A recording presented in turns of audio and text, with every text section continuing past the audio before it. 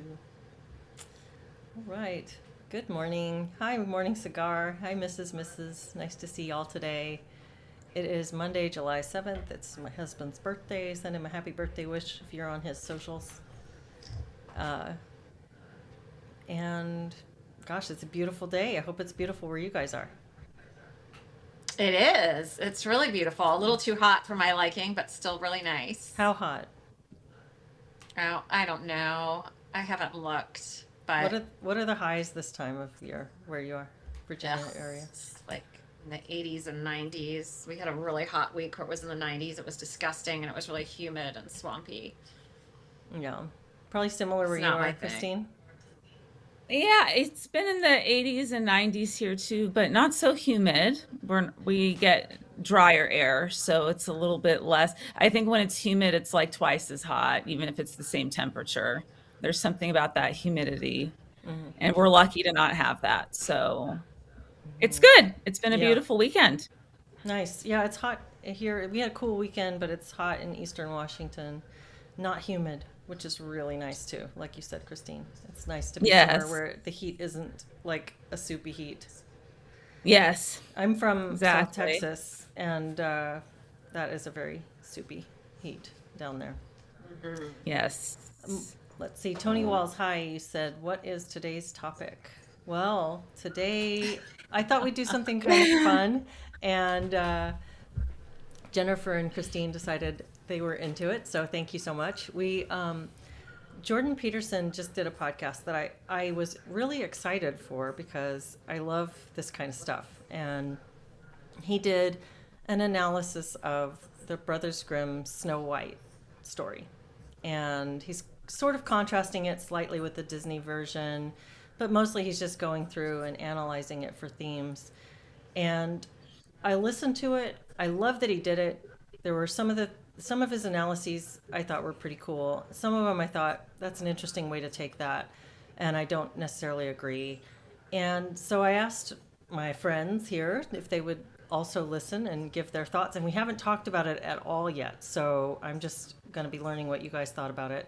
I hope people are into this. I think that there were really relevant themes that came out, and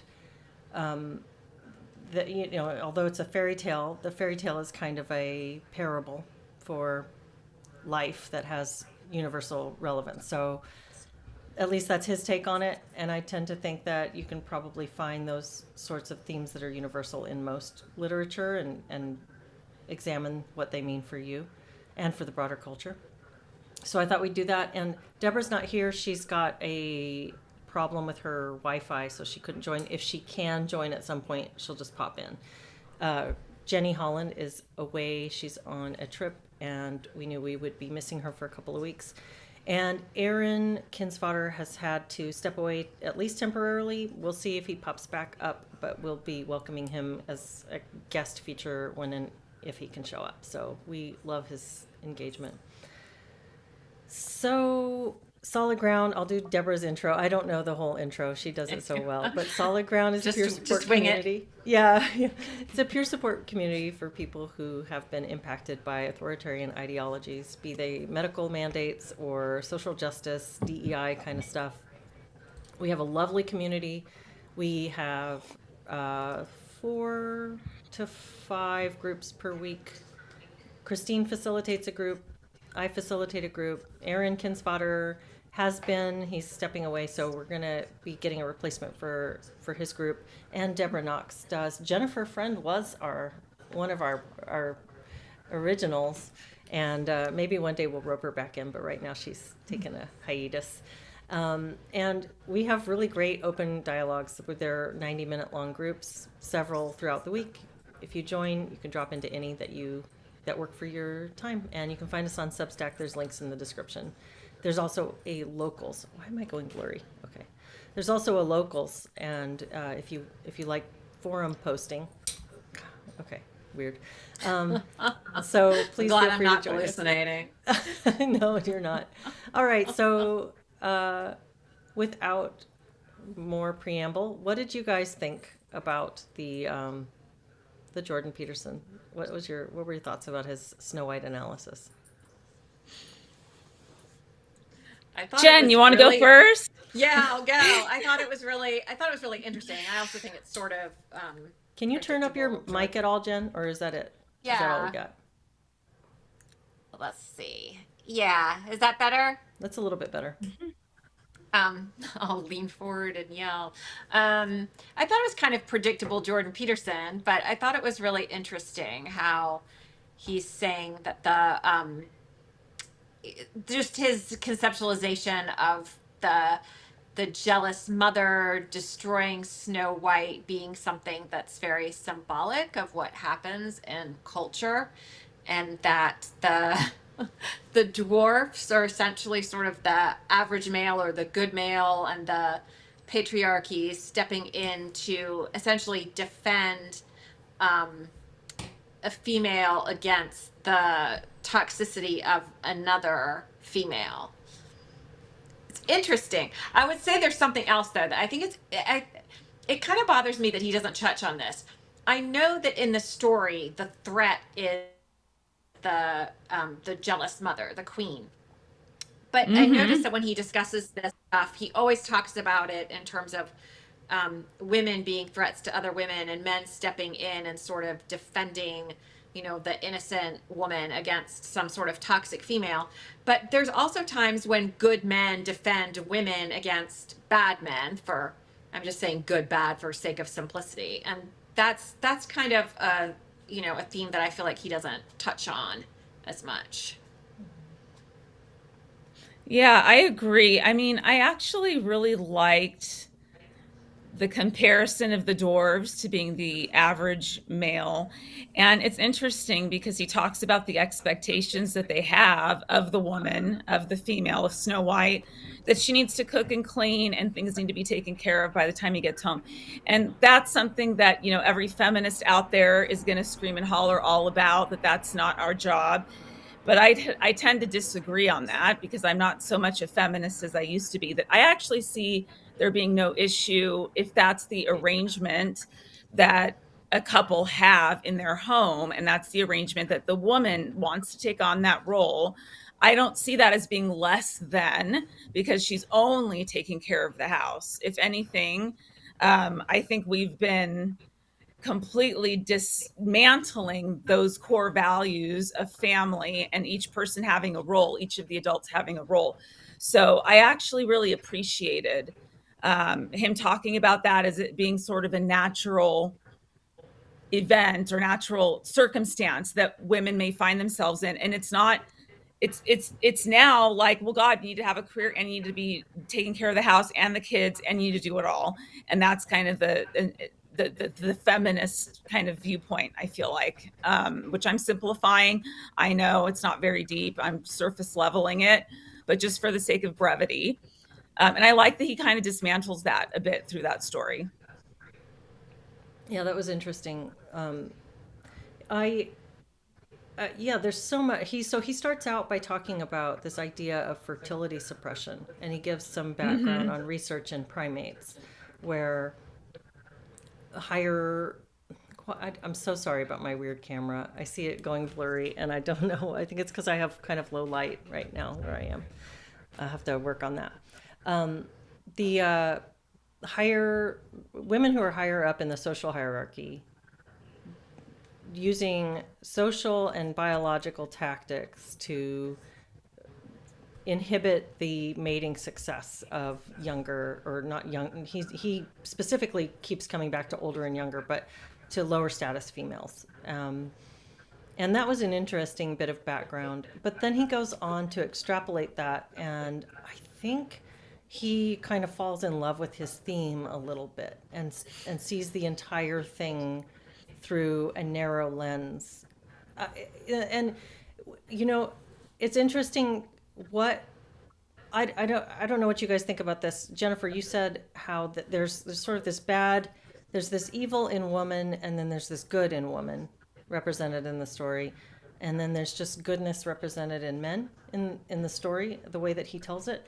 But I kind of envisioned this implicit evil in men being the reason for the jealousy in the first place, the reason for the guarding of the beauty, right? It's because of access to resources. It's because of a desire to not be displaced from her own level of prized, like the everybody throughout the story prizes Snow White not because of her goodness but because of her beauty. Hmm. She is so valued by the dwarves because she is beautiful. The huntsman spares her life because she is so beautiful.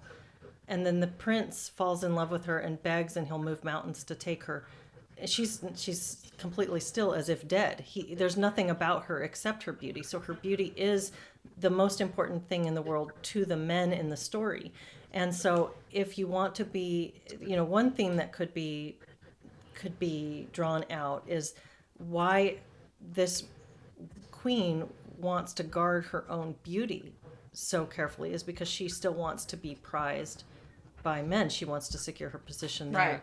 So that's interesting Right. because And you're if that's almost so, there's a oh, sorry. cyclical thing there because like Snow Yeah. White is set up to be the next evil queen by the way that the story unfolds. If you listen to his telling of it, Snow White is Hmm. going to become the next evil queen because she is Hmm. only valuable to the world because of how beautiful she is. And so how is that not like just a mirror image of what the queen is doing right now? Hmm. That's a great take. And yeah, it sort of suggests that, well, if beauty is the most highly prized quality, then how could you object to somebody being obsessed with it? I mean, I How think could you I took object to the it, queen? yeah, I took it as though what he was saying, this was just my personal viewpoint on what he was saying, is that he likens it to reproductive value. So to me, there was a bigger message there that the beauty equates to reproductive capabilities. So you could apply that on a grander scale to younger women, women that are of reproductive value being somehow silenced and told, no, you need to go get a career and you need to do this and this. That's not your job until you're whatever age is considered acceptable, which isn't young, not these days. So the beauty itself wasn't so much about just the physical traits, but to him, I think he looked at it as a metaphor for reproductive value, and women choosing to have children younger tends to be looked at or frowned upon in society because they haven't gone off and gotten a career first. So I think that was what I took from it, much more so than looking at it as though only the most beautiful are protected. I was looking at it as a theme of reproductive quality or reproductivity as a whole. Yeah, Swiss Chalet says, like all Disney stories, they create a situation where children are separated from parents or orphaned, or the parents are evil. This is in every single Disney story.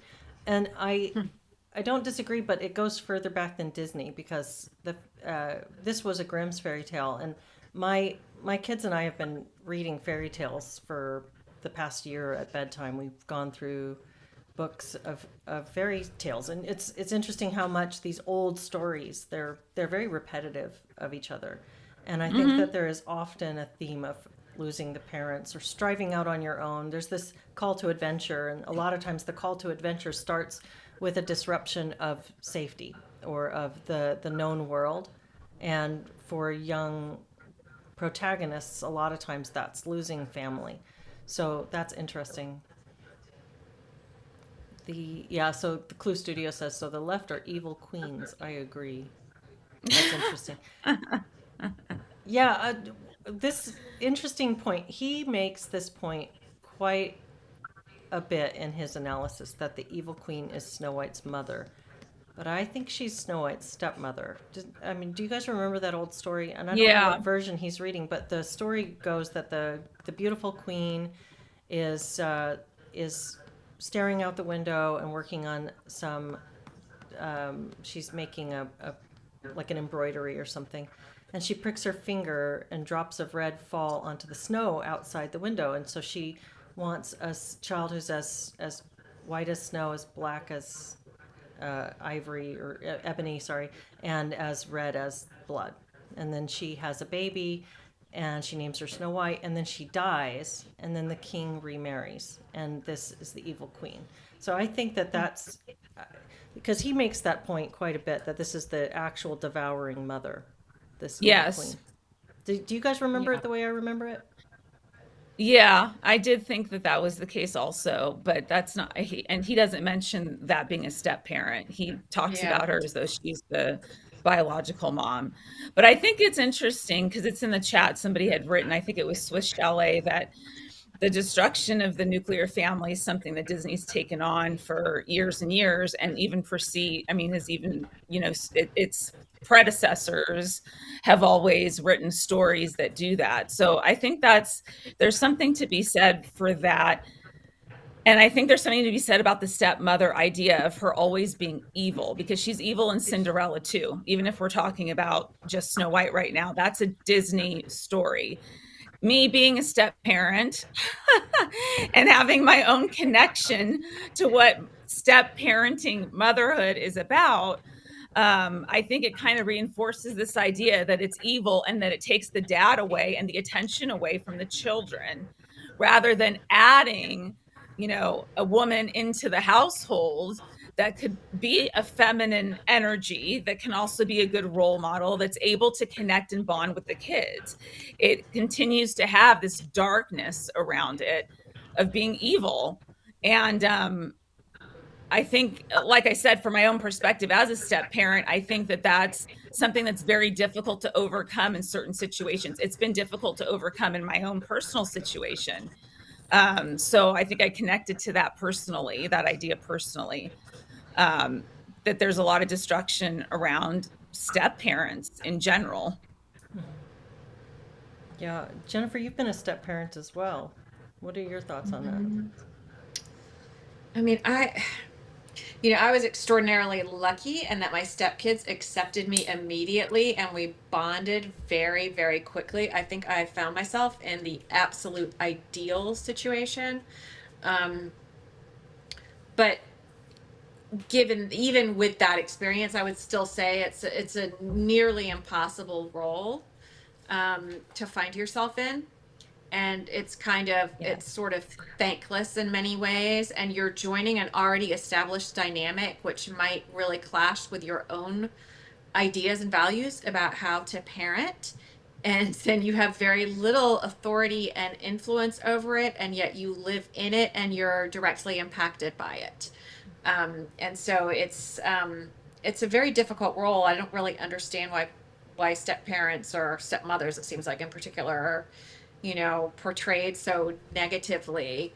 Um, but what I have found is that in my experience, but also in a lot of other people's experiences, people just have this expectation that women are just dying to immediately sacrifice and completely wrap their lives around somebody else's children, and you don't necessarily get a lot of thanks for it from your mate. Whereas if a guy does anything for stepchildren, everybody is just applauding him and thinking he is the most wonderful creature on earth. So, um, I probably would have my own kids if I had it over, to do over again, but um, I'm happy with how my life has turned out, but I was never a person who was just like, that's my top priority is having kids. I've got to have kids. I can't wait to have kids. So it was a major lifestyle change and sacrifice to me to wrap my life around Mm-hmm. that and to have that lifestyle for many years. And I gave up quite a bit to do it. Um, and so I don't know, the negativity around step parents. And I know it's true. There are, I've known some people that have had horribly abusive step parents. So there is also truth to it. But for the most part, I think step parents try really, really hard to forge a relationship with their kids. And sometimes the kids are rejecting, and sometimes their partner is doing things that Yes. are damaging to those efforts. Yes. Yeah, Even if it's not conscious. Yes. Yeah. Yeah. I've never been a stepmother, but I dated a guy with kids for a couple of years, and it was an interesting dynamic for sure. I think children are so challenging. They're wonderful, but they're really, it's difficult to be a parent. It's really like the demands of kids and their temperaments and the need to deal with the challenges that you may not feel like you're equipped to deal with. Those are constant, and there's a reason why nature designs babies to be so irresistible to us. We fall in love with them, especially when they're our own babies. We just fall in love so deeply and then bond, and then that bond helps us to get through those difficult times. So if you come in out from as an outsider, that bond is already established to somebody who's not you, and it's a, a really difficult thing to be a successful to have a successful step parent stepchild relationship. And you've always got the specter of the other parent, the parent Hmm. who's your same sex, and trying to not compete or trying to give them space to have their relationship, not to get in between. So it's a really difficult thing. It's truly, I mean, it's interesting. Yeah, the evil stepmother narrative plus the redheaded stepchild narrative. They're just two sides of the same coin of a relationship where it's not working. That where that Hmm. challenge is really great. Mm-hmm. Hmm. Yeah. Interesting reading the comments on The this. chat. Yeah, it's very interesting. Yeah. The And go ahead, Christine. Yeah. I was going to say, I think it's also hard on the biological parent too. I mean, I can look at, my husband, we only have, well, I only had one stepdaughter, and she's in college now. And I did not take on the role of parenting her. She has a mother who is very involved, and she has a father who's very involved. So it's kind of what you were talking about, Jen. You're in this kind of odd space where you kind of have to wrap your life around it, but you actually have no authority, or you're not disciplining. You don't have the same kinds of power, I guess, that you do when it's the Mm-hmm. biological kid. So Yep. yes, you're in that space that's sort of awkward. But I think it was also hard on my husband because I think he didn't quite understand how to balance the relationship between his daughter and the biological mom, and his relationship between me and the biological daughter as well. So in all of those components, all of those areas, I think that he struggled a bit too.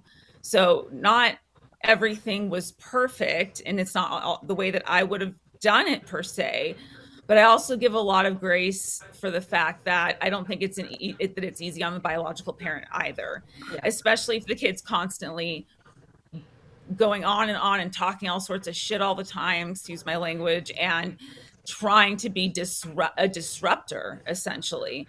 I don't think that's an easy Oh, road. yeah. So I didn't know what I was getting into whatsoever when I entered that situation. But by then, I was pretty much resigned to the fact that I wasn't going to be able to have kids of my own because I met him much later in life. I did not meet him when I was still in my very early reproductive years. So that was sort of, I was one of those, think about your career, think about being established, get on your feet, don't think about marriage, don't think about another person, don't think about having kids. You're too young, you've got too much ahead of you. That kids in some way are burdensome and will take from you any sense of accomplishment that you might be seeking out, which I also feel is completely wrong. I mean, that's just, I don't think that's what kids are about. I think it's about growing a family and raising a family. I don't see there being a problem with doing that earlier in life, but it's just not something that we as a society value. I wonder how we lost that as a value. And I'm sympathetic to the importance of family, but I'm also sympathetic to sort of warnings to young women about maintaining some financial independence. I do think that comes from witnessing women getting stuck in situations in which they are financially dependent and are not being treated well and are miserable and are having a terrible time getting out. So I do also think that there's merit to those warnings. Um, Yes. Yeah, no, I agree with you on that. so I Because have a even the hard way time I balancing that. That, yes, and I totally agree with you on that because it's something I think, I mean, my mother was very clear about never fully depend on a man, have some of your own independence and make sure you have a career, at least, finish college, get some skills, have the experience of a job. But I think it was mixed messaging because also in my family, getting married and settling down, and that's partly cultural, is a very important part of your development. Your adulthood development is very tied into that. In some ways, you're kind of looked at as being more accomplished if you have kids and a family than if you have a career. So my mother had sort of these mixed messages for me growing up, and I think balancing those two was very difficult for me, and I took one side of it to more of an extreme, I guess. Well, you know what I think is interesting, and kind of getting back into the Snow White story and how Jordan Peterson analyzed it, Yes. is the transitions in a woman's life as she ages. And I like how Mary Harrington frames this as the maiden, the mother, and the crone. You go through these three stages. I kind of like the word crone. I used to think it was really nasty, but now I think I could see myself being a pretty good crone. But that you move through these phases, and like the maiden is potential, right? That's like the flower that springs forth. It's the young woman who has fertility but hasn't yet been fertilized, right? So she still could become anything. She represents the future, hope, passion, beauty, all kinds of things. And then the mother is the next phase when she is subsumed into caring for others. So that if you think about the potential of maidenhood or young womanhood before she becomes a mother, she has endless potential for herself as well as for others. And there's a way in which especially with our marketing rich society where everybody markets to the youth, and I don't know how deep this goes, so it's really interesting to think about how many ways this is being supported and pushed. But there's this falling in love with being the maiden, that where you don't want to give that up. This is this place where everybody loves me, everybody's looking at me, everybody wants me, and I have potential. I have all these paths available to me, and I haven't yet started to limit myself and go down the path of being burdened by my responsibilities to other people. So everything's being offered. And Jordan Peterson even says at one point in his analysis, I think he's talking about Snow White. I wish I could remember. This is early. Maybe you guys remember this. Early on, he says this is developmentally appropriate for a young woman to maximize and make her personality all about her beauty. I mean, I'm kind of oversimplifying what he said, I think, but he's saying maybe this is developmentally appropriate for this stage of her life to put it all in and make that who she is. She is just beautiful, and her identity is based in her beauty capital, basically. And that but if that's the case, then as you age, you don't just evolve that identity. You have to completely change that identity. You have to completely be about something else as you get older. And that's where that advice, like, be about something else, ladies. Don't just be about how much you can attract a man. There's human nature. It's so interesting because this story right here about how everybody's falling in love with how beautiful she is. And Morning Cigar says, it's, Ray says, weird. AI says the equivalent of crone for men is sage. Seems wrong to me. Yeah, that's interesting. The Morning Cigar said it's not just her beauty, it's also that there's sweetness in her beauty. But you know what's interesting? Okay, so this is a bunch of asides. I'm like totally, this is so interesting that I'm rambling about a bunch of stuff. So hopefully it comes out coherent enough. But you ever look at the kinds of alluring, sexy young lady pictures that are out there, and look at men just seeing them as sweet. And they see sweetness in them. And when I've, as another woman, looked at them, I'm like, no, that's That's seductive. She's trying to get something out of you. That's marketing, that's using. She's gold digging or she's whatever, but you're looking at that and seeing sweetness. That's sweet. And so I wondered how much of that is here in this story as well. The beauty of this young woman is being taken as sweetness. From the evil queen's perspective, she may see a little manipulative young woman. And I don't want to take the queen's side here, but I feel like she's the only one who's not, nobody's listening to what her perspective is. She's struggling to give up maidenhood. She's made her whole identity about her beauty. And now she's aging out of it. And there's a young woman who's more beautiful, and that represents her own inevitable progress through the age, through the lifespan, where she's going to have to be about something more than her beauty, or else she's not as valuable as her identity, I guess, as the thing that she identifies with.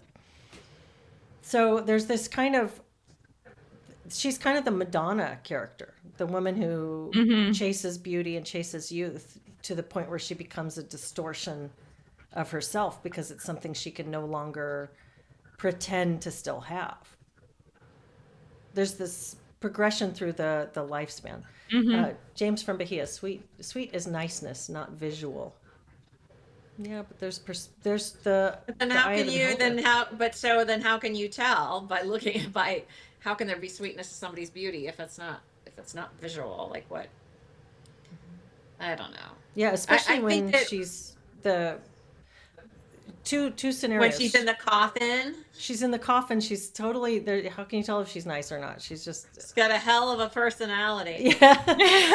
Well, and then when she's pleading with the huntsman for her life, she's begging, and that's sympathetic, but that's not sweet. That's just sympathetic, just kind of pathetic and tragic. And it's like this horrible thing is about to befall to this person, but of course they're sweet because they're begging for their life. And he Hmm. spares her in part because of her beauty. Hmm. I don't know, but there's that I think that story is there, the progression through those stages. Like Hmm. the stepmother or the evil queen, she never becomes really the mother, does she? So Yeah, no, she's she still doesn't. maiden. She doesn't. Yeah. And I think Hmm. that's where the all the suffering comes in is people who don't sort of flow with life, but are trying to flow backwards. You have to flow forwards. And if you don't, you become sort of a freak in a way, you know? Like and this is not an anti-plastic surgery rant because I think plastic surgery is fabulous. It's just, I just see it as a style thing. You do you. But people who are really trying, I am going to look like I looked when I was in my 20s. You end up producing freakish results and you become like a caricature because you are literally battling nature as opposed to I'm going to try to look.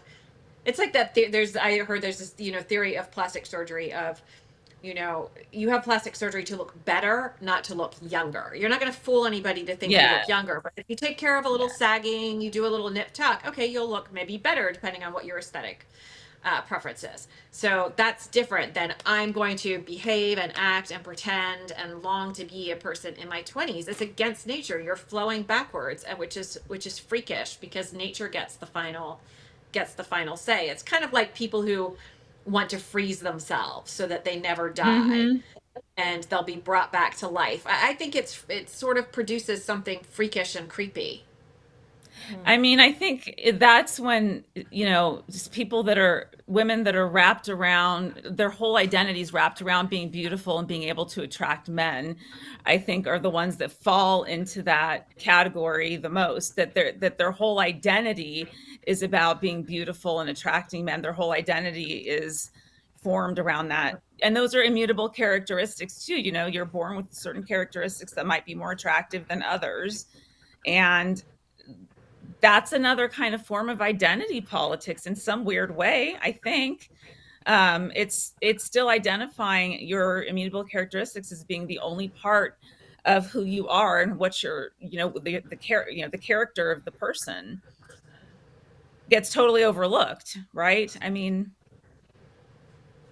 There's something to that, and I haven't fully formed my thought on it, I don't think yet, but there's something to this whole idea of that being your identity. And somehow to me, that's parallel in some way to immutable characteristic identity that becomes so, you know, that lacks nuance and that lacks, any kind of real depth of exploration, we'll say. Hmm. Um, yeah, I have to Yeah. sit with that for a bit. That's interesting. I think in some ways I think this story resonates with me because my mother was really beautiful, and she was when she really suffered with aging. Like, she really struggled with losing her beauty. It hurt a Hmm. lot for her. And I think she was preoccupied with it from younger than she needed to be. Like, she started to worry about lines and skin and things when she was still quite young and very pretty.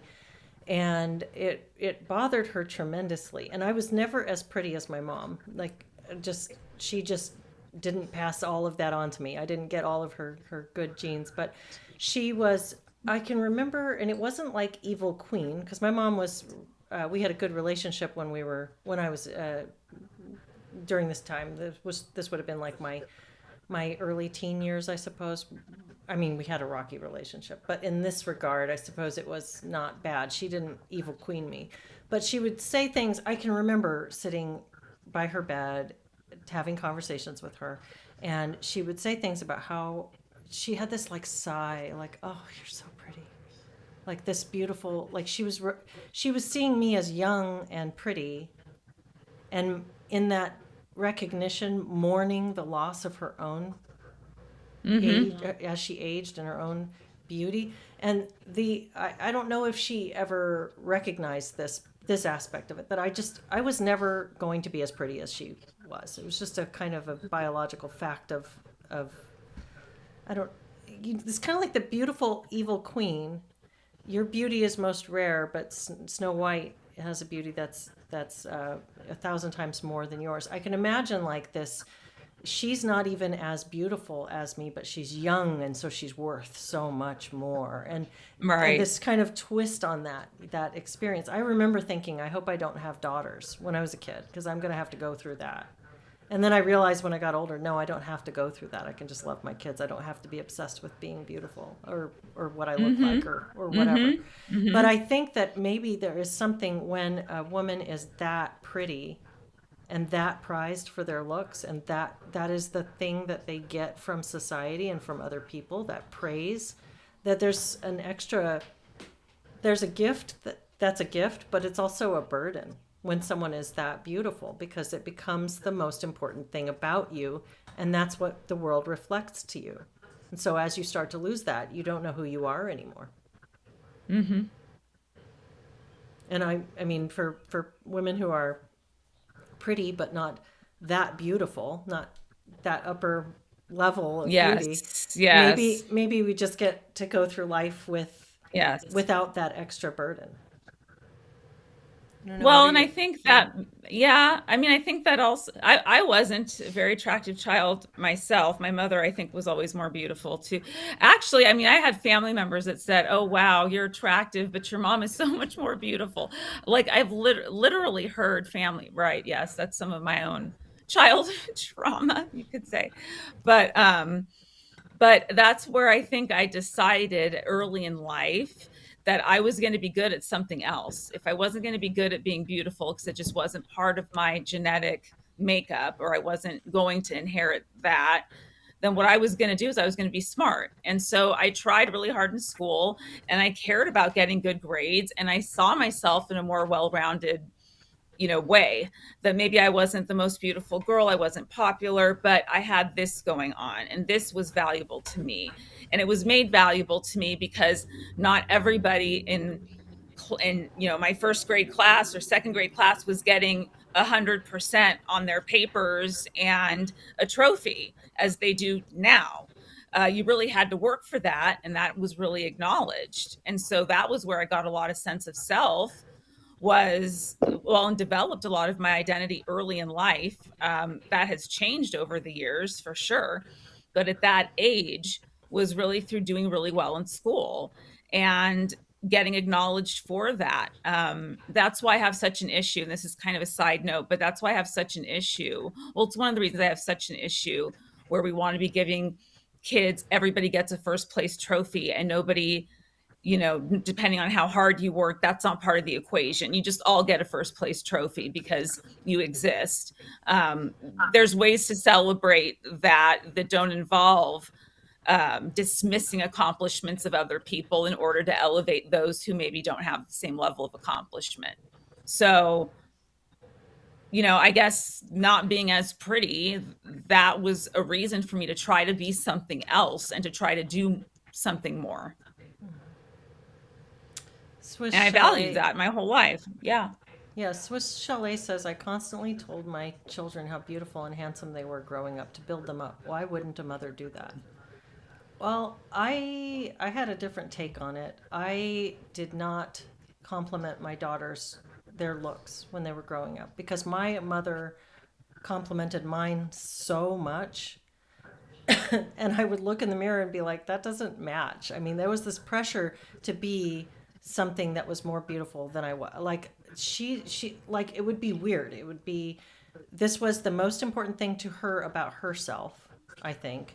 And she had a really hard life. I'm not trying to pick on her. She had a very, very hard life, a really, really bad childhood, in and out of foster care, a lot of abuse.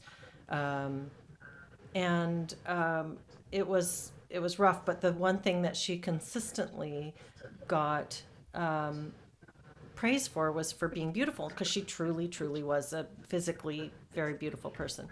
And so, because that was so important to her, that was the thing that she projected onto her daughter, and she praised me very heavily for my looks. And yet, I was just kind of a normal looking kid. I was just a normal, flawed looking person. And it kind of left this gap between what was expected of me and what I could perform. That caused me a lot of insecurity as a teenager, especially um, feeling really insecure about my appearance. And I didn't want to put that on my daughters. I just didn't. So I would compliment the things that they would do, like if they would play dress up, I'd tell them how fancy they looked, or I would compliment the achievements that they made, or the attempts that they were making. I would compliment the value added, the thing that they were doing, not the thing that they just were. And because I wanted them to decide for themselves who they were, not for me to put some idea out there of my projection of what their ideal is that they would then be striving for. And I don't know if that was. Yeah, Swiss Chalet says, no, a mother and father's job is to build up their children, not tear them down or instill doubt into them. Yeah, I agree with you completely. I didn't focus on beauty and I don't with my sons either. I don't tell them that they're handsome. I feel like that kind of mutable characteristic, like you said, Christine. I don't want to fix that in their minds as something that they need to think is that important. I want them to take care of their bodies, be hygienic, try to look nice, try to keep I Yes. compliment that you Yes. look dapper, you've done your hair well, you've whatever. But the form that you're born in, I just don't want to put that much pressure on that because I know what it feels like to have that much pressure put on it. Yeah. Yeah, and it makes my parents were both highly focused on appearances, and it makes you feel just kind of self-conscious, and you feel like everybody else is only going to um, value you on the basis of that. And it was, this sounds awful, but it was in my house, it was to the point where I was quite surprised to find that unattractive people had friends. I just thought, that's awful. I mean, that is so awful. But that is literally how badly my parents spoke about people that they did not deem to be physically attractive. Um, and I just think it's really unhealthy. And I think beauty in, a person or art or nature, whatever, is wonderful, and beauty is its own justification for being. But it's also just there's there's this giant myth that you have to be stunningly gorgeous to get married or something, and there's tons of average or even kind of unattractive people out there having happy lives, rewarding sex lives, happily paired off. It's, it's just, It's true. so I think there's, we can make ourselves crazy over it, and it's too bad because life is so short. Yeah, that's definitely true. It's That's great. I I'm laughing at the comment. yeah, the comments are great. Oh, Yes, thank you.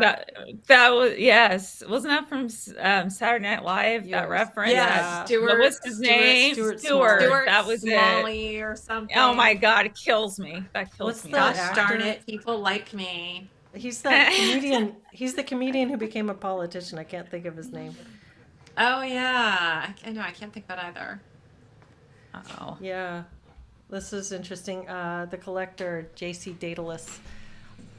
Jennifer, what you're saying is what I, as a regular guy, experienced my whole life. That's why I have a phobia for good-looking people. They all seem judgmental assholes.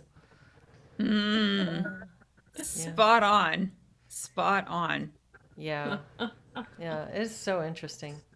Uh, Student of Rhythm says Camille Paglia gave good insight. Beauty establishes its own court of morality, which does not coincide with ours or with human needs.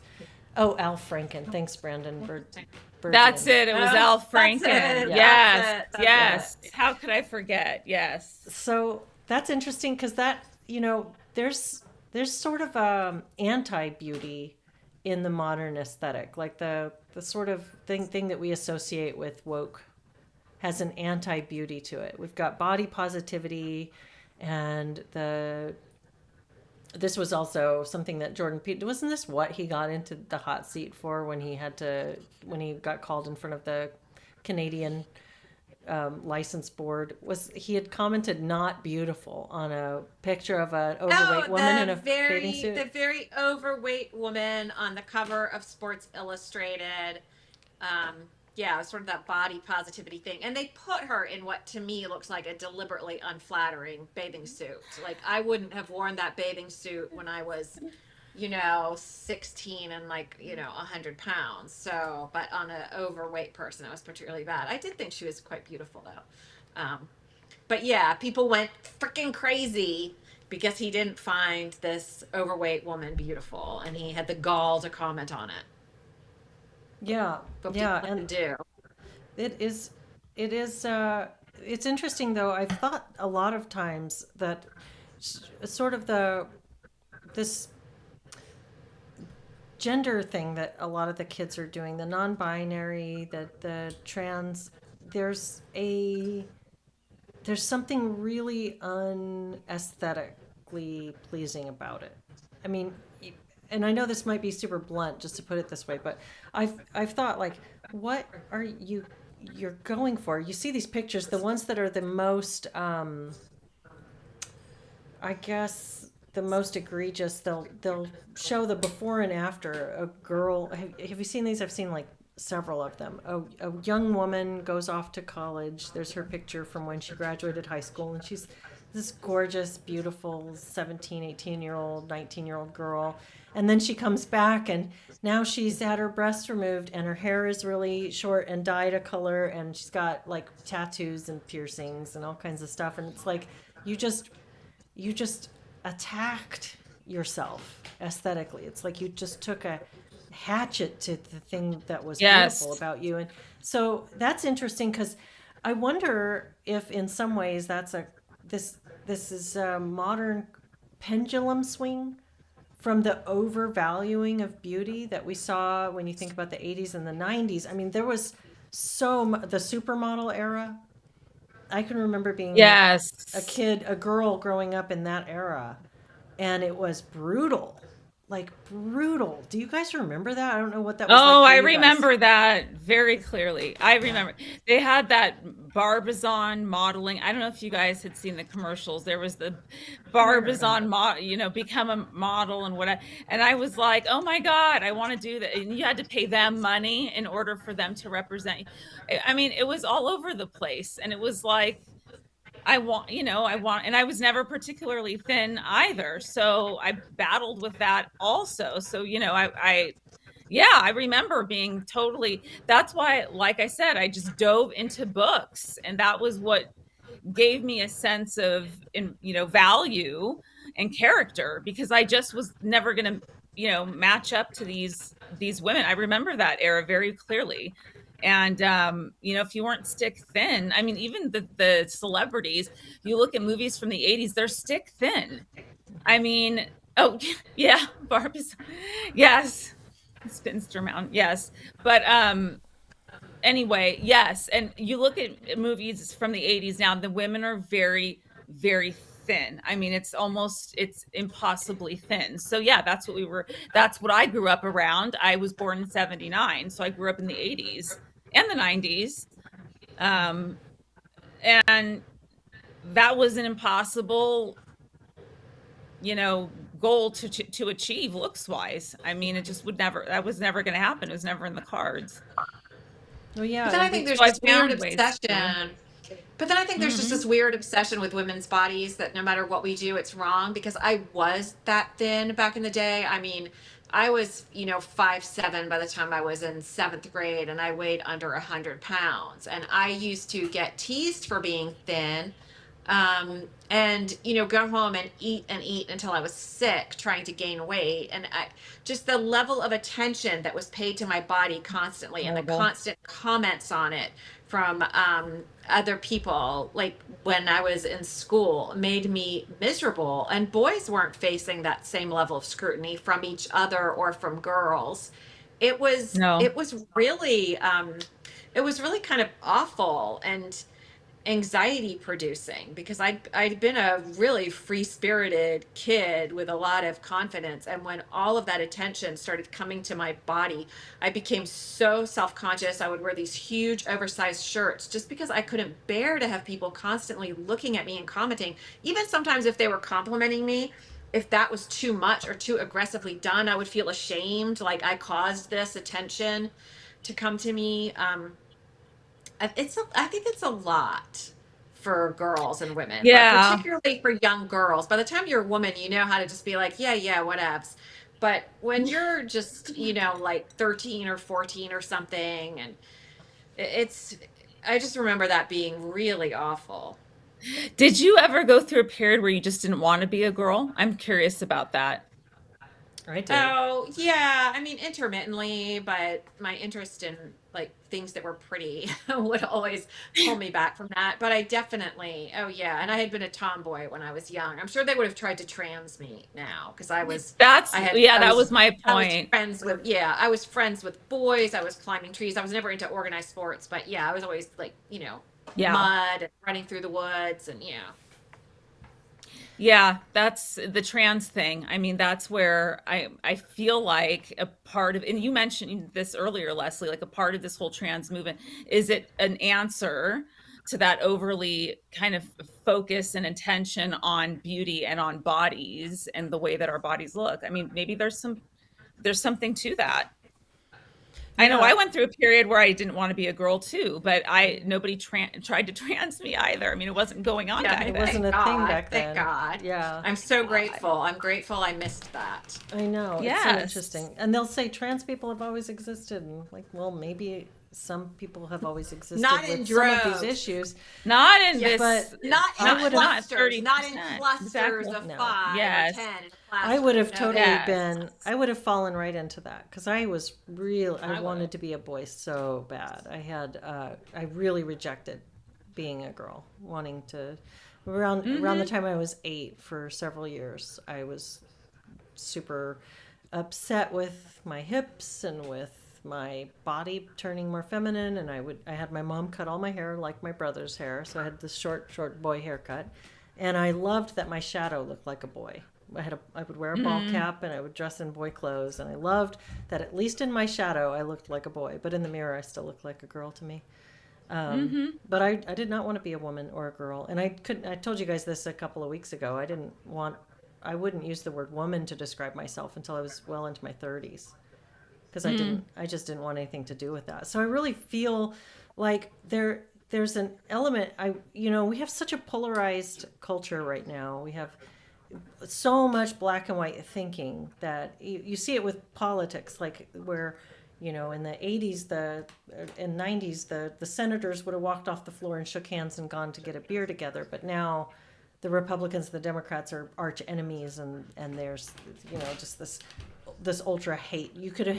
You had people in marriages with different political beliefs, and it wasn't that big of a deal. And now we can't even be friends with your brother anymore because his wife voted for Trump or whatever it is. So we have this ultra polarized thing happening across a lot of our culture. And it's interesting to me that as we have the rise of the Instagram influencer, this just insane amount of beauty on display. We've got the prostitution online, pornography, OnlyFans, just anywhere and Instagram, you just go anywhere and you can be inundated with images of female near perfection. And at the same time, there's this giant youth culture that's in revolt against beauty, where we're saying I can't achieve that, and screw you guys, I don't need to achieve that. There's something, I want to be my own self. I'm gonna do me. I'm gonna be quirky. I'm gonna be something else, and I'm gonna just thumb my nose. I'm going to eat Doritos. I'm gonna eat Doritos. Yeah. So it's just very interesting to me that we have both of those things. Really, it's like massively rising at the same time. Almost as if one is a response to the other. Yeah. No, it is. Yeah. It's Yeah. the inability to kind of, balance things and that push pull. I think that's how the United States is. I think we're kind of a borderline kind of country. We can't hold the pairs of opposites, so we split between the two of them and bounce back and forth. We're just one big, huge personality disorder. That's pretty much it. I guess I love it. Yeah, and it's this is like the one fundamental inequity that's biological. Some people are attractive and some people are not, and that's not. No, but something- IQ is also not evenly distributed. It's No, not. That's I mean, true. But is it as not. important or as a parent? I mean, on the very tails, maybe, but Depends on what you value. I mean, if somebody said to me, like, I could make you much, much more beautiful or much, much smarter, I would choose much, much smarter. Personally. As my threshold is, as long as I can get laid.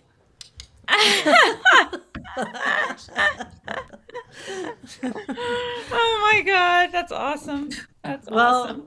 With regard to the Snow White story, one of the things that I find interesting that Jordan Peterson did not talk about, did not address, and he seemed to fall right into, was that the very thing that makes us all praise Snow White, and even when he reads it, you hear him go, "Little Snow White." He always, did you notice that? How he says, "Little Snow," like this real sweet voice for her. Like he loves her too. He just loves little Snow White.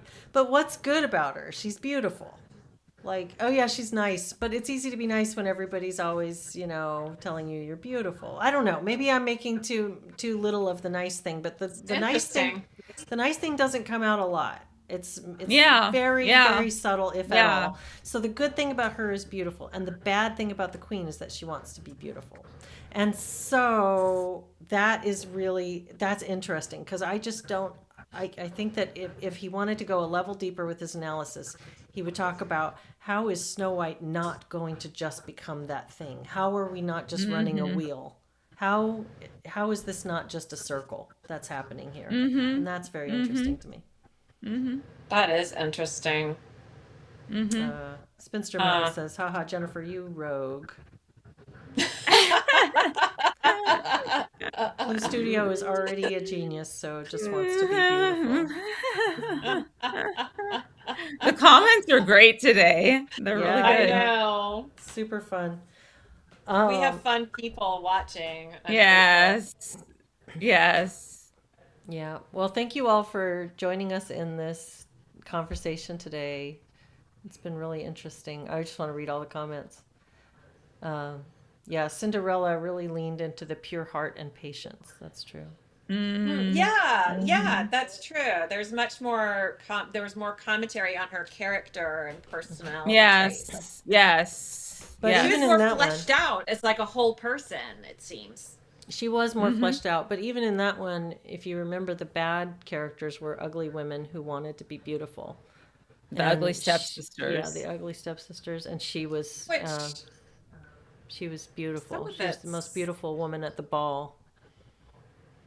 but so people equate beauty with goodness and ugliness or averageness with badness or Badness. or Hmm. malfeasance, which also doesn't seem entirely fair. I mean, you could say, well, that's just operating on a symbolic level, whatever, but I mean, it is interesting.